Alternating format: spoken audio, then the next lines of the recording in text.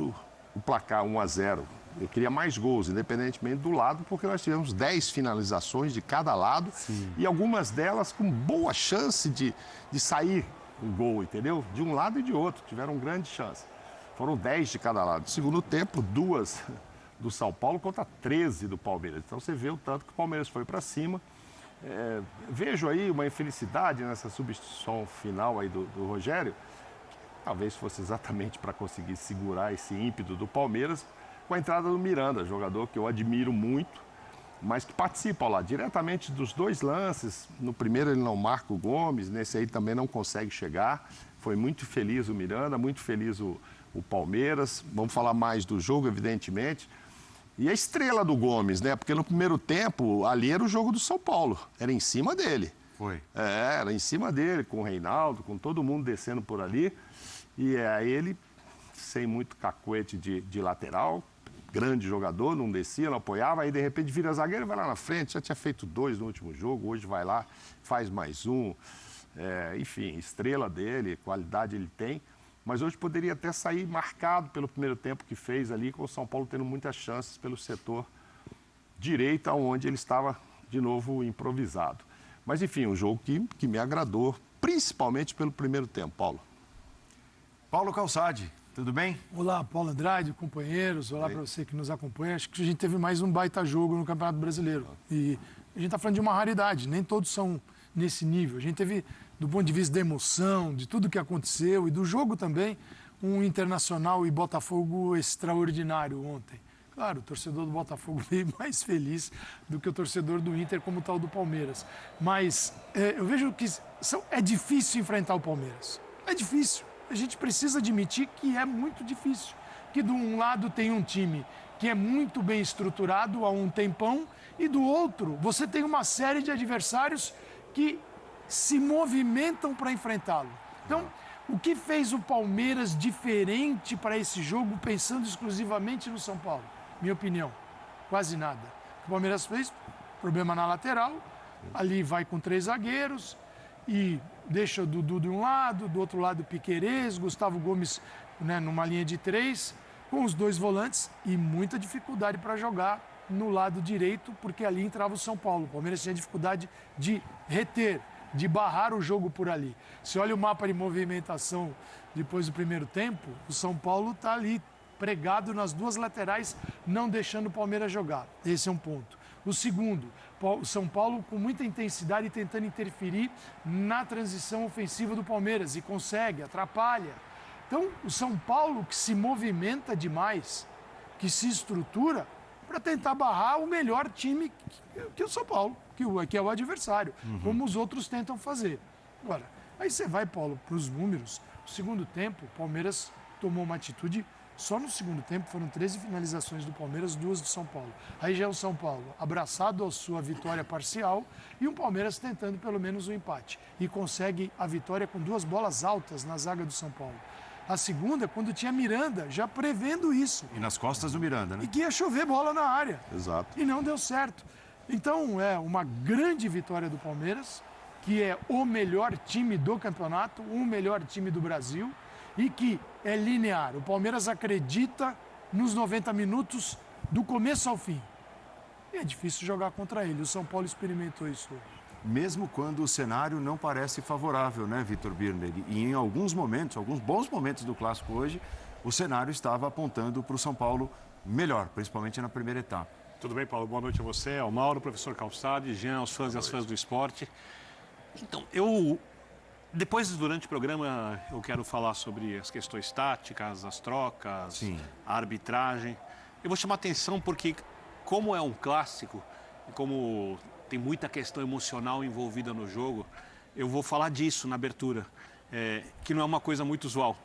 Eu não faço tanto isso, mas eu acho que nesse momento eu quero destacar que o cenário do jogo acabou sendo o cenário de sonhos para o palmeirense.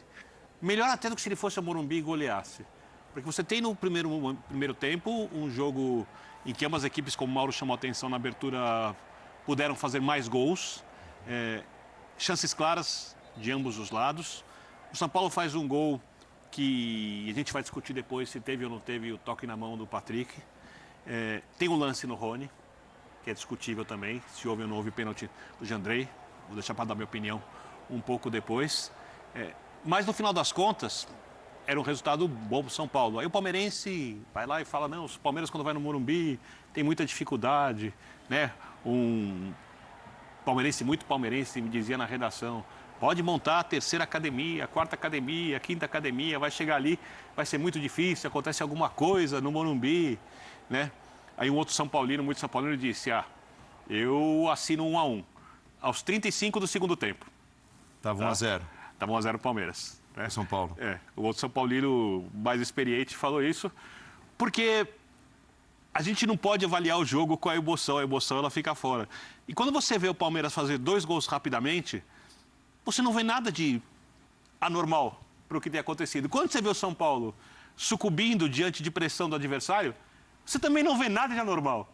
Então, o que aconteceu no Morumbi, por mais que na parte, pensando no futebol historicamente, o clássico, o local do jogo e tudo mais, seja algo que o São Paulino está indignado, e com toda razão, e o palmeirense está completamente alucinado de alegria, com toda razão, não foram coisas atípicas, a não ser a derrota do São Paulo em casa. O São Paulo é um time que não pode ser pressionado, porque o time de São Paulo sucumbe diante de pressão. Tanto é que no primeiro tempo o Rogério faz o time jogar marcando saída de bola exatamente para o time não ser pressionado. Porque se ele decide jogar no contra-ataque, o São Paulo toma gols antes.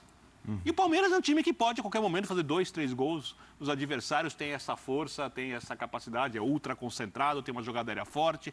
Acho que, tecnicamente, até fez um jogo abaixo do que pode, né? Principalmente o Scarpa nas finalizações ali, que teve chance no primeiro tempo. Então, eu diria que foi um senhor clássico e que o resultado acabou sendo o reflexo do que aconteceu em campo, porque no primeiro tempo eu achei o São Paulo um pouquinho melhor Também. e no segundo tempo só um time jogou a bola e foi o Palmeiras. Jean Oddi, tudo bem? E assim, é impressionante, em circunstâncias diferentes, mas é o Palmeiras de novo. Hoje demorou um pouco mais para reagir, estava jogando fora de casa contra um grande rival, né? O estádio com muita gente e tudo. Mas foi assim, o que aconteceu contra o Atlético Goianiense. Né? E toma o gol e depois 1, 2 e... Ou contra assim, o Botafogo também no primeiro tempo. Contra o Botafogo. E, assim, não é uma coisa típica. Autoridade. Né? É um time que se impõe na autoridade. É um time que acredita em si mesmo o tempo todo, né? Sem dúvida nenhuma. Boa noite, Paulo. Boa noite, companheiros. Eu acho, claro que assim, o contexto do jogo de hoje, para mim, ele é até incomparável com esses outros. Porque, como disse o Birner, é um campo em que o Palmeiras costuma ter muita dificuldade. É um dos 3 adversários que conseguiu vencer o Palmeiras esse ano, né? É um jogo complicado porque nesse mesmo Campeonato Brasileiro o São Paulo tem feito uma ótima campanha dentro de casa. E você está aos 43 do segundo tempo perdendo o jogo por 1-0. Então, evidentemente que o contexto dessa vitória torna a vitória do Palmeiras muito especial, muito valiosa. Esses 3 pontos são muito valiosos. Eu acho que a gente tem muita coisa para discutir sobre as escolhas dos treinadores, acertos e erros. E para mim, tem erros, é raríssimo a gente falar isso, porque a gente elogia muito o Abel Ferreira, e eu acho que apesar da vitória hoje, pelo menos para mim, olhando o que já tinha acontecido com o Atlético Goianiense, há muito a se discutir sobre as opções do Abel. Claro que a gente não tem, né, informação precisa sobre condição física, sobre quem podia ou não jogar 90 minutos, mas acho que é um ponto a se discutir. Eu acho que a gente tem que discutir se essa postura do São Paulo no segundo tempo tem a ver com um desejo do Rogério. Eu nem discuto muito a entrada do Miranda, a substituição que ele faz, porque o cenário do jogo pedia mais um zagueiro pelo que estava acontecendo. Depois é aquelas coisas do futebol, as bolas são alçadas, e calhou do Miranda participar ali negativamente dos lances dos 2 gols. Mas a verdade é que no segundo tempo, não sei se por uma opção do seu treinador ou se por uma postura do próprio time do São Paulo, o São Paulo considerou demais o momento que os 2 times vivem.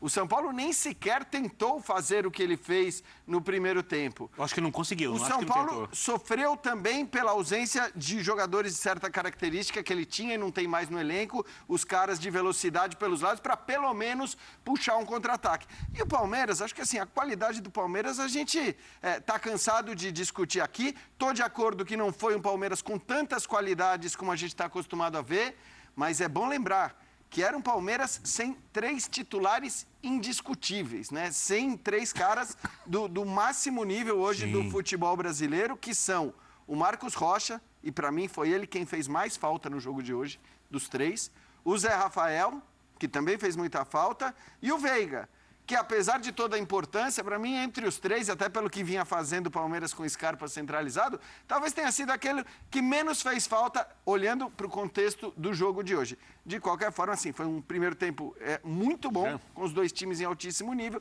e um segundo tempo em que só um time jogou, e por isso chegou a marcação dos seus 2 Já gols. entrando na explicação do jogo, eu achei o primeiro tempo do Palmeiras, tecnicamente, para o nível Palmeiras, fraco. Fraco. Por exemplo, o São Paulo fazia a marcação à frente com Caleri e Patrick, né? O Palmeiras fazia a saída de bola com Murilo, Luan e Gomes, mais o goleiro. O Palmeiras não conseguia fazer a transição com a bola no chão. 4 jogadores contra 2. Muitas vezes, o Palmeiras teve dificuldade, o Danilo vinha pelo meio para fazer mais um jogador, o Nestor acompanhava, e o Palmeiras várias vezes apelou para a bola longa, que era exatamente aquilo que o São Paulo queria. E, às vezes, quando não apelou, perdeu a bola ou na frente ou no meio-campo, numa bela partida, inclusive, que fez o Gabriel Neves. Para mim, talvez o melhor jogador de São Paulo no jogo de hoje.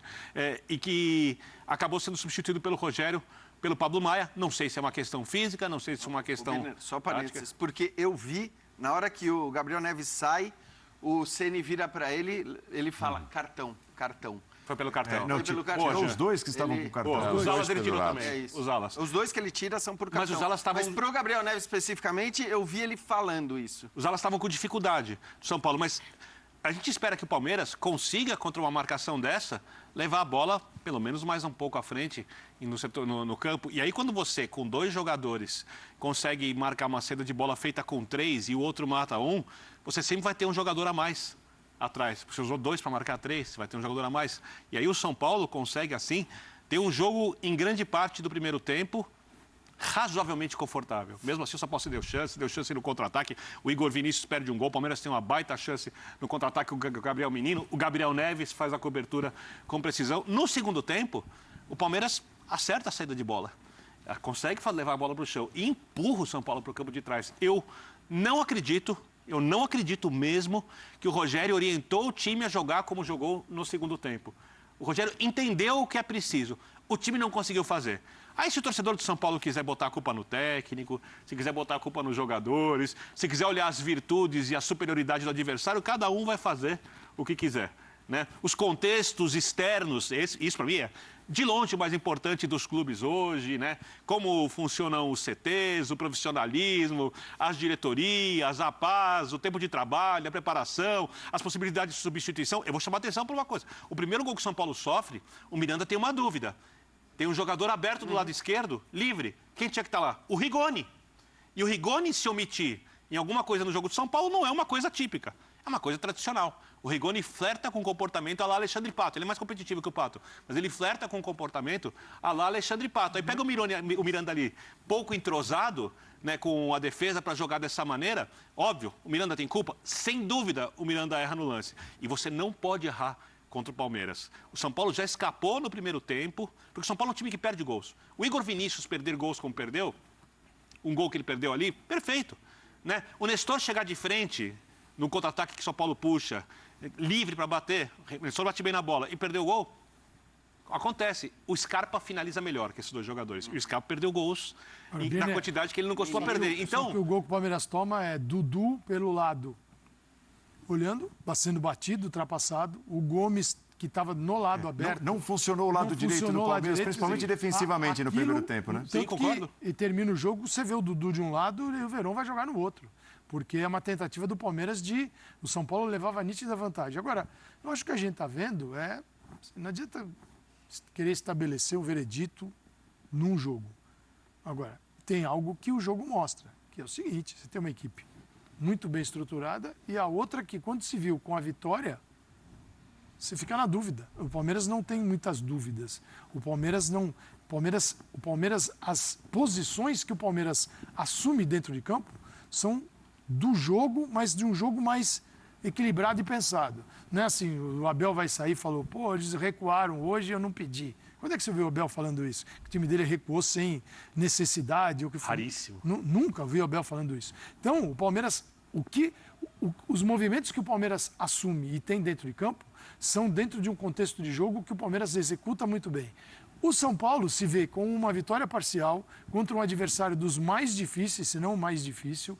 É um clássico que já tem um peso considerável e, de repente, você não consegue ali falar para os caras, né? Vamos manter. Naturalmente, eu acho que volta naturalmente, e tem porque o outro outra, vai para cima. Ô, Mauro, não e tem o Palmeiras? técnico que segure o time No ali na intervalo, frente. faz o quê? Gente, estamos ali sofrendo, vamos continuar sofrendo? O Palmeiras encontra mecanismos de alterar aquela situação de vantagem para o São Paulo, seja com reposicionamento de jogadores ou com trocas. E faz isso bem. E de um time que tem uma confiança que ela é absurda. Porque o Palmeiras sabe que aos 47 do segundo tempo é jogo, aos 49 é jogo, aos 50 é jogo e ele vira o jogo aí. E também nessas substituições, só fazendo, aproveitando o que disse o Birner, se você põe um Rigoni, que ele disse que está até flertando para ser o Alexandre Pato, do lado de cá, você põe uns caras que estão querendo morder a bola, o Wesley, o Breno Lopes entra, a primeira bola é quase que ele faz um golaço. O Wesley vai para cima e tal. Muito diferente do que fizeram o Éder e o Rigoni do outro lado. Mas muito diferente. Aí você vai dizer, mas o momento era para o Palmeiras. Não, óbvio que era que estava perdendo e ia para cima. Mas tem esse do comportamento também. Tem o Caleri lá na frente que resolve. No segundo tempo a bola não chega no cara, é só pancada, uma hora ele cansa. Não chegou, aí você vai mexer. Aí você põe jogadores que não parecem estar tão motivados a entrarem no jogo como do outro lado, que já é um time super campeão, que está formado, etc. Mas quando você dá 10 minutos para o Wesley, 10 minutos para qualquer um ali, o cara entra mordendo, Aliás, o Mauro, até em cima disso, quer dizer, esses caras que o Abel coloca, mas que o Palmeiras coloca no segundo tempo, o Wesley e o Breno Lopes, seriam dois caras que serviriam muito bem ao São Paulo no jogo. Tudo que quer o Rogério é ter os caras de lado porque assim, né? Porque são caras de lado, com velocidade, com habilidade, que no caso do Palmeiras sabem muito bem o que vão fazer. Isso é impressionante, né? Os caras saem do banco do Palmeiras, eles já sabem exatamente o que eles vão fazer. Quem está em campo já sabe o que muda com a entrada daquele jogador. Então, é um exemplo, no caso da entrada do Navarro no lugar do Rony. Quem entra no meio sabe o que vai fazer no meio, quem entra pelo lado sabe o que vai fazer pelo lado. Então, o Palmeiras é um time... Não, e com a mesma vontade, desculpa, Imagina. Eles entrariam com a mesma vontade se o Palmeiras já tivesse ganho esse jogo 3-0. Sim, até porque eles brigam por espaço. Eles brigam, entendeu? Mas agora não precisa, já estamos ganhando o Atlético e tal, o Goianiense de 4, não precisa. O quê? Eles querem 5, 6, a vontade deles é essa. E eu acho que assim, o Gustavo Gomes hoje foi um símbolo desse Palmeiras que sabe o que quer. Né? Mesmo quando não dá certo. Ele sabe o que quer, pode não dar certo. Não deu no primeiro tempo. Concordo. Porque no primeiro tempo ele foi zagueiro pela direita. Aí, em determinado momento, no início da segunda etapa, ele vira lateral direito mesmo. Sim. Até a alteração do Abel, ou do Martins, que coloca o Mike, tira o Luan e ele volta a ser zagueiro. E viu que aquela estrutura não estava dando certo. E simbolicamente ele vai ao ataque e mete o gol. Então, quer dizer, assim, pode não estar dando certo, mas está na mão.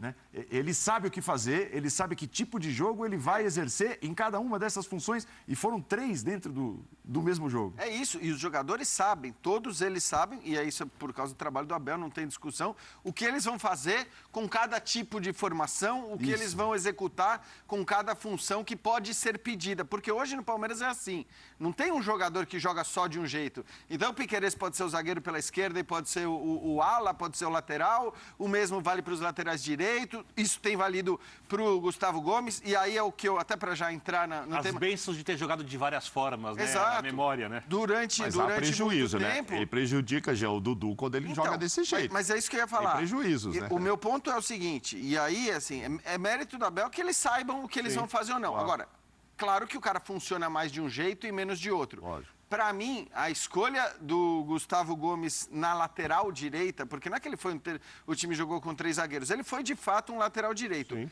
É uma escolha que já não tinha dado muito certo contra o Atlético Goianiense, né? Já não tinha funcionado muito bem. por diversos motivos. Primeiro porque, claro, o Gomes apoia, né, com pouca qualidade, isso é evidente, ele apoia com pouca qualidade. Depois que você perde o seu principal zagueiro, onde ele mais rende, o nível de atuação do Gustavo Gomes hoje, para mim, está acima e bem acima de qualquer zagueiro do futebol brasileiro, e você acaba deslocando esse jogador da zaga. O Dudu perde muito, tendo o Gustavo Gomes como lateral direito. Então, o Dudu sempre rende muito, seja com o Marcos Rocha, seja com o Mike como lateral direito lá, para dialogar com o Dudu. Ele participa muito do jogo e hoje não foi assim, e já não foi assim contra o Atlético Goianiense, ele já não tem o Veiga para... Então, assim, eu acho que essa escolha da linha de 4 com o Gomes pela direita não é a melhor escolha. É uma opinião que eu tenho, e não é só independentemente do resultado. Eu também tenho a mesma opinião, que eu acho assim, não é só o